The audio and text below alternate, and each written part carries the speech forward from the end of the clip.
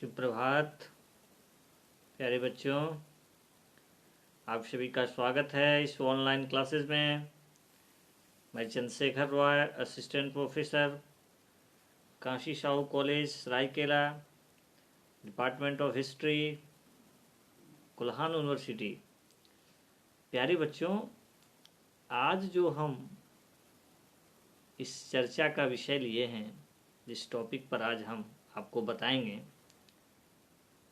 वो है UG semester 3 के लिए पेपर 5 का टॉपिक। और वो टॉपिक है चोल वंश, Chola dynasty. This is important for civil service examination, JPSC examination, UGC NET. UGC NET में इस टॉपिक से बहुत ज़्यादा प्रश्न पूछा जाता है, एक दो ही नहीं, बहुत ज़्यादा प्रश्न पूछा जाता है। तो इसलिए ये टॉपिक आपके लिए बहुत महत्वपूर्ण है। इसको जितना अच्छा से पढ़िए, उसे तो आपको लॉन्ग में लिखने के लिए इसकी जो स्थानीय प्रशासन है, स्थानीय व्यवस्था है, उसके विषय में लिखने के लिए आता है। लेकिन केवल आप उसी प्रश्न को नहीं करिए। आई सजेस्ट यू कि आप इसको थ्रू आउट बढ़िया से पढ़िए कि भाई ये जो चोल वंश है, इसके संस्थापक कौन हुए। क्योंकि आपका जो ये सिलेबस में चोलाज का जो एडमिनिस्ट्रेशन पढ़ना है, उनके बारे में पॉलिटिकल पढ़ना है, उसके पहले भी चोल था संगम के पीरियड में। उसमें अलग अलग शासक हुए, कारिकल उसमें वहाँ के शासक थे। लेकिन ये जो चोल है इस पीरियड में, जो आपकी सिलेबस मेंशन कर रहा है, एक तरह से आप कर सकते हैं पूर्व मध्यकाल का टाइम है ना। तो उसमें आपका जो स्टार्ट होता है वह विजय आले से स्टार्ट होता है। उसके संस्थापक जो हुए, यानी आप कर सकते हैं द्वितीय चोल। द्वितीय, पहले तो संगम पीरियड वाला हो गए, लेकिन ये जो चोल के बारे में पढ़ना है, ये आपका द्वितीय चोल है। उस चोल वंश के संस्थापक थे विज आले, विज आले, इसके संस्थापक हुए। तो प्यारे बच्चों, मुझे लगता है कि आपको यदि इसके बारे में थोड़ा सा डिटेल नहीं बताया जाए तो शायद आपके साथ न्याय नहीं होगा। और मुझे लगता भी है कि यदि आप हिस्ट्री को लिए हैं, ऑनर्स है, तो आपको थोड़ा टाइम देने की आवश्यकता है। क्योंकि जब तक आप उसमें डूबिएगा नहीं, तब तो कुछ मिलने वाला है नहीं। मान लीजिए अब देखते होंगे समुद्र में जो डुबकी लगाता है, अंदर जाने के बाद ही उसको कुछ मिलता है। सीपियाँ हैं, जब बहुत तरह का चीज़ मिलता है, कहीं न कहीं अंदर में जाके बहुत खोजता है, तब उसको कहीं से कुछ मिलता है। तो उसी प्रकार से केवल टॉपिक को ऊपर ऊपर पढ़ने से आपको ज़्यादा कुछ मिलने वाला है नहीं। इसको डिटेल पढ़िए, थोड़ा सा अच्छा से पढ़िए, समझ के पढ़िए। तो चलिए हम लोग चर्चा स्टार्ट करते हैं। तो द्वितीय चोल वंश के संस्थापक हो गया आपका विज आले। आपको पूछा जा सकता है, this is very very important question. तो थोड़ा सा विज आले के बारे में हम लोग पढ़ लें, और उसके पहले थोड़ा सा हम लोग देख लें कि भाई ये चोल साम्राज्य कहाँ पर अवस्थित था, ठीक है, और इसका स्थापना कहाँ से हुआ। तो विज आले तो इस संस्थापक हुए जो पहले पल्लवों के सामंत थे। स्वाभाविक है, एक सिस्टम चला आ रहा है। जब वहाँ उसको कमज़ोर होता है, जहाँ पर शासन हो रहा है, तो निश्चित है कि उसी के सामंत, उसी के और भी कोई सदस्य होते हैं जो फिर वहाँ पर वो अपना अलग साम्राज्य स्थापित कर, अलग अलग वंश शुरू कर देते हैं। तो ये जो विजाले हैं वो पहले पल्लवों के सामंत थे। आप पल्लव का कुछ शासक का नाम जानते होंगे, नरसिंह वर्मा प्रथम है ना, सिंह विष्णु, ये सब शासक हुए हैं। नरसिंह वर्मा द्वितीय, तो they are ruler in Pallava dynasty. तो ये चोल वंश का जो स्थापना हुआ वो पल्लवों के अवशेष पर हुआ।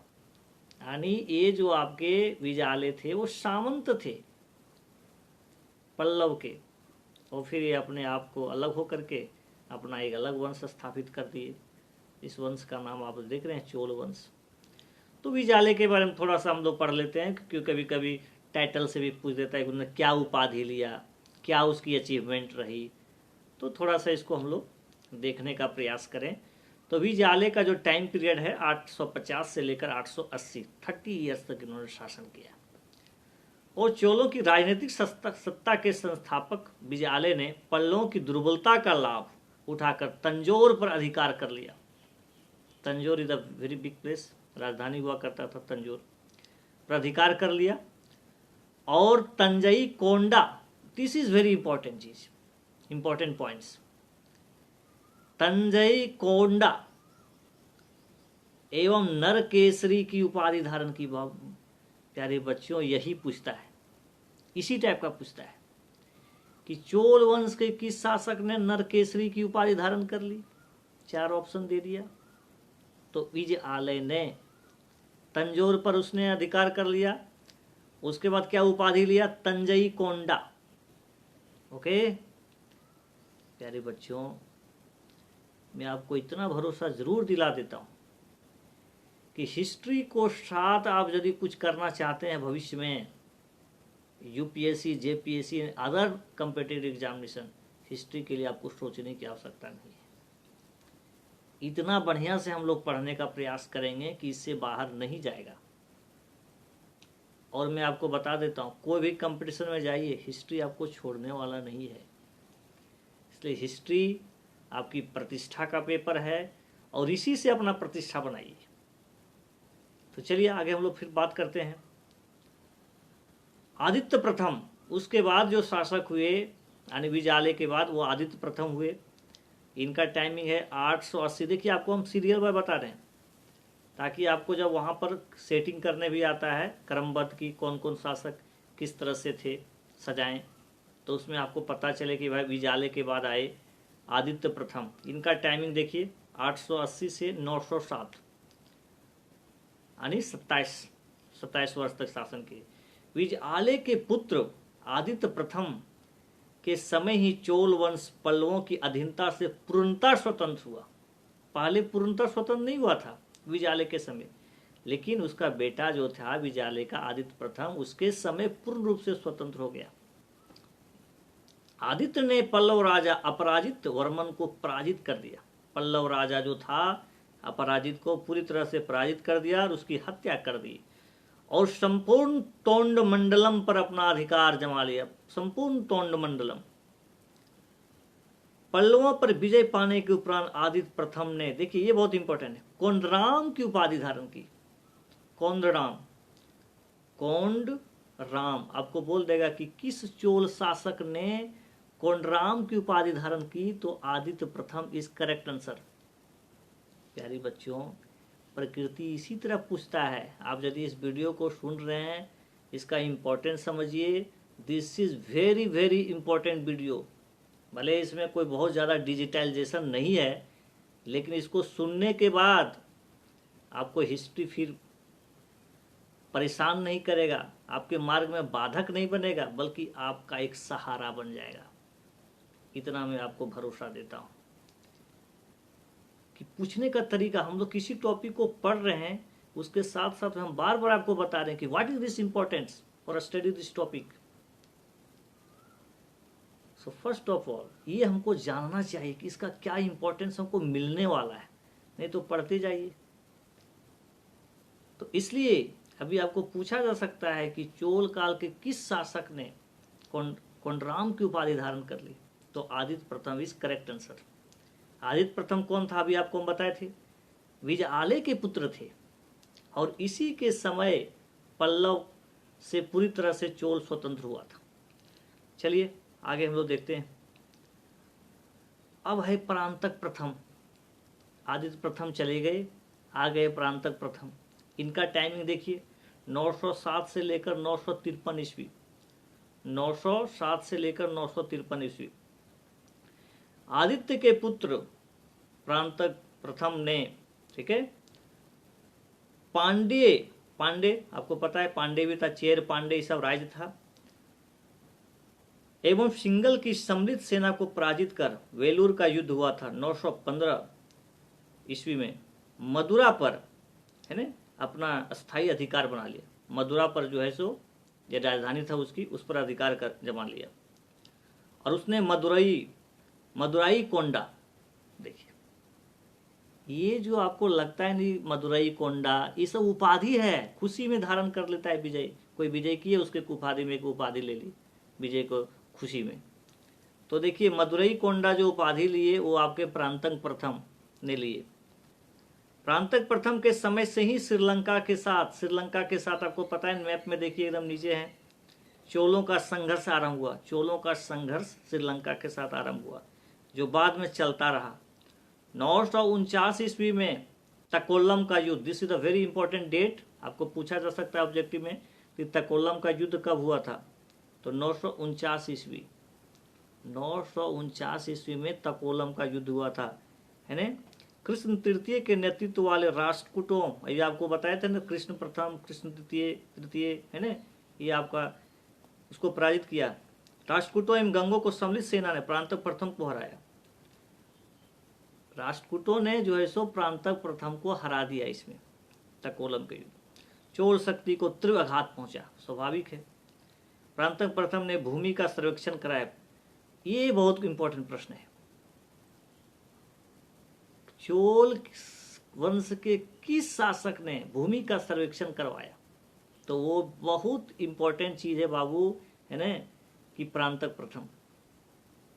प्यारे बच्चों, भूमि का सर्वेक्षण करने वाला जो पहला व्यक्ति था, पहला शासक था चोल काल का, वो था प्रांतक प्रथम। And this is very very important question, आप पढ़ते होंगे, आप देखिएगा कंपटीशन में बहुत बार पूछा है प्रांतक प्रथम से, ठीक है। अनेक यज्ञ किए और कई मंदिर बनवाए, इन्होंने यज्ञ भी किए और मंदिर भी बनवाए। उसके उत्मेरुर, ये इंपॉर्टेंट है, उत्मेरुर शिलालेख से चोल के स्थानीय स्वशासन की जानकारी मिलती है। देखिए प्यारे बच्चे, आपको आ जाएगा चोल काल का स्थानीय प्रशासन के बारे में लिखे, उसमें इस पॉइंट को आप जरूर नोट कीजिएगा कि प्रांतक प्रथम के उत्तर मेरूर शिलालेख से स्थानीय स्वशासन के बारे में पता चलता है। आपको एकदम जो भी एग्जामिनर होगा, चाहे वो सिविल सर्विसेज का आंसर कहीं लिखेगा, इसी से आपको पता चल जाएगा कि यू आर नॉलेजेबल, आप इसको जानकारी है, आप इसको पढ़े हैं, तब तो आप उत्तर मेरूर शिलालेख लिखे हैं। तो इसी से हमको चोल काल का स्थानीय प्रशासन के बारे में जानकारी मिलती है। और ये शिलालेख किसका था? प्रांतक प्रथम। अब नेक्स्ट शासक है, कोई बहुत ज्यादा इंपॉर्टेंट नहीं है, उत्तम चोल हुए 973 से लेकर के और 985 ईस्वी। अब जो एक महत्वपूर्ण शासक, उनके बारे में थोड़ा सा देख लीजिए, एक दो और हैं बहुत ज्यादा इंपॉर्टेंट, जैसे राजा राज प्रथम, बिग नेम, ग्रेट रूलर, इसके बारे में थोड़ा सा देख लेते हैं। राजा प्रथम, इनका टाइमिंग देख लेते हैं। 985 से लेकर 1014 ईस्वी। उसने चेर साम्राज्य था तो दक्षिण भारत में, चालुक्य, गंग राज्यों को हराया। कंडलूर में चेर को पराजित कर कांडलूर शालकमरुत की उपाधि धारण कर। देखिए इतना उपाधि लोग लिए हैं कि थोड़ा सा उपाधि को अब देख लीजिएगा। देखिए राजा राज प्रथम क्या किए, जब तीनों को हराए तो कांडलूर शालकमरुत की उपाधि ग्रहण की। चोल वंश के सबसे महान शासक, वो देखिए राज प्रथम तथा उसका पुत्र राजेंद्र प्रथम थे। सबसे महान शासक ही लोग हुए, पिता पुत्र, यानी राज आपका हो गए प्रथम और फिर राजेंद्र प्रथम। ये बहुत ग्रेट रूलर हुए चोल काल का। राज प्रथम का मूल नाम था अरुमोलीवर्मन, बहुत इंपॉर्टेंट नेम है, यानी अरुमोलीवर्मन किनका नाम था? तो राज प्रथम का नाम था। उसने मुमंडी चोल, जयगौंड, चोल मार्तंड, पानकुल्लासानी, केरलानाथ, सिंगलाग जैसी उपाधियां धारण की। देखो कितना उपाधियां धारण किया। प्यारे बच्चों, जो बच्चा इतना बढ़िया से नहीं पढ़ेगा क्या वो यूजीसी नेट कर सकता है? इसी तरह यूजीसी नेट में इसी तरह डीपली प्रश्न पूछता है। अब बच्चा लोग तो गाइड पढ़ के रखता है, जब प्रश्न को देखता है तो पता नहीं यो तो प्रश्न को भी खोज नहीं पाता है कि कहाँ मिल रहा है, कौन किताब से पूछ दिया भाई, तो पता ही नहीं चल रहा है। ये तो मैं एक बुक को पढ़ा था, इसमें था ही नहीं। तो इसलिए प्यारे बच्चों थोड़ा सा इसको अपना नोट कॉपी में इसका वर्णन कीजिएगा। देखिए कितना पॉइंट लिख दिया, कितना पॉइंट आपको मैं बताया कि उन्होंने चोल मार्तंड, किसने, राज प्रथम ने, पांडुकुल शनि, केरलनाथ, सिंगलाख जैसी उपाधियां धारण की। देखिए कितना, केरलनाथ की उपाधि किसने धारण की, सिंगलाख जैसी उपाधि किसने धारण की, तो राज प्रथम ने। अपनी शक्तिशाली नौसेना की मदद से उसने लक्षद्वीप और मालदीव को जीता, लक्षद्वीप और मालदीव को उसने जीता और पूर्वी द्वीपों पर आक्रमण किया। दक्षिण पूर्व एशियाई देशों के साथ व्यापार को अपना अधिकार में लाने के उद्देश्य से उसने कार्रवाई की। उसने श्रीलंका के शासक, देखिए ये बहुत इंपॉर्टेंट है, श्रीलंका के शासक महेंद्र पंचम को हराकर उसकी राजधानी अनुराधपुर को नष्ट कर दिया। यानी अनुराधपुर को नष्ट कर दिया राज प्रथम ने। उसने श्रीलंका के उत्तरी हिस्सा जिस पर उसका अधिकार था उसका नाम मुमंडी चोल मंडलम, मुमंडली चोल मंडलम जो है रखा। यानी वहां श्रीलंका में जाकर उसका नाम चेंज कर दिया, मुमंडली चोल मंडलम रखा उसका। और पोलरुवा को इसकी राजधानी बनाई, पोलरुवा को इसकी राजधानी बनाई तथा इसका नाम जयनाथ मंडलम रखा। और इसका नाम क्या रखा, जयनाथ मंडलम रखा। राजा राज ने भू सर्वेक्षण कराया। देखिए इसने भू सर्वेक्षण ये भी करवाया है, इसलिए ध्यान दीजिएगा, कंफ्यूजन आप नहीं कीजिएगा। भू सर्वेक्षण करवाए राज प्रथम ने भी। और कराधान प्रणाली को सुव्यवस्थित बनाया, यानी टैक्सेशन सिस्टम को इसने अच्छा बनाया। उसने चोल राजधानी तंजौर में, ये बहुत इंपॉर्टेंट है, इसको एकदम हमको लगता है कि क्या मैं आपको लगता हो कि सर कितना बार बार बोल रहे हैं, आता है। आप जब उसको पढ़िएगा तो उसको आपको पता चलेगा कि देखिए कितना बार पूछा गया है ना, मेनी टाइम्स। उसने चोल राजधानी तंजौर में, इधर तंजौर भी जगह याद रखिएगा, शिव मंदिर, राजेश्वर मंदिर बनवाया। बहुत बार पूछा है कि राजेश्वर मंदिर कहाँ स्थित है, तो ये तंजौर में स्थित है।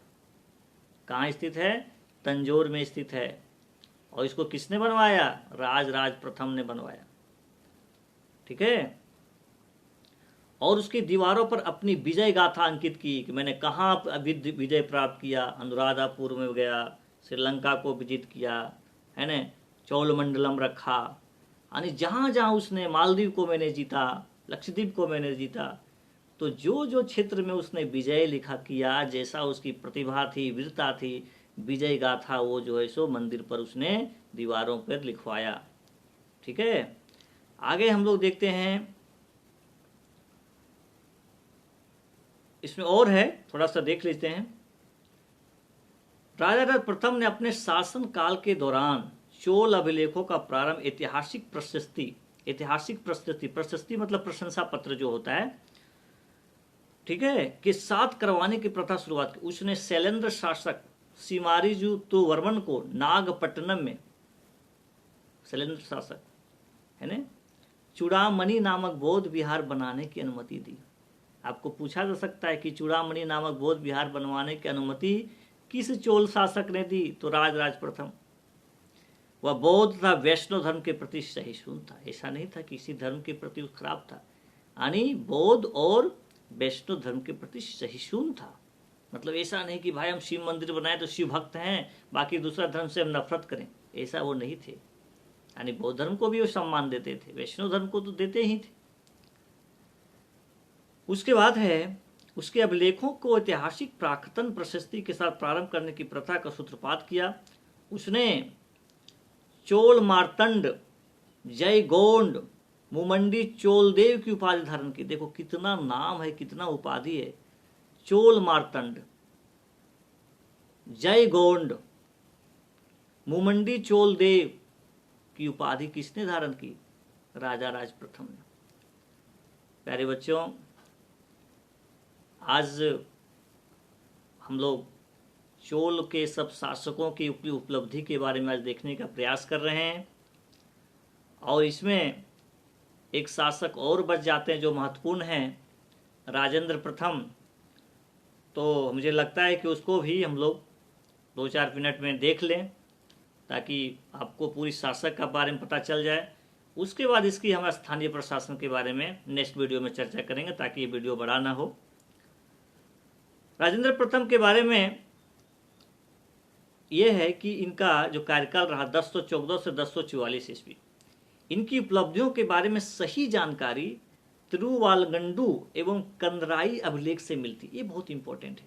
आपको बोलेगा कंदराई अभिलेख से किसकी जानकारी मिलती है, तो राजेंद्र प्रथम के बारे में। राजेंद्र ने सिंघल विजय पूरा किया। सिंघल श्रीलंका के राजा महेंद्र पंचम को गिरफ्तार कर चोल राज ले आया। महेंद्र पंचम जो श्रीलंका का राजा था, उसको चोल राज ले आया। श्रीलंका के राजा और रानी के राजमुकुट को राजचिन्ह अधिकार में ले लिए गए।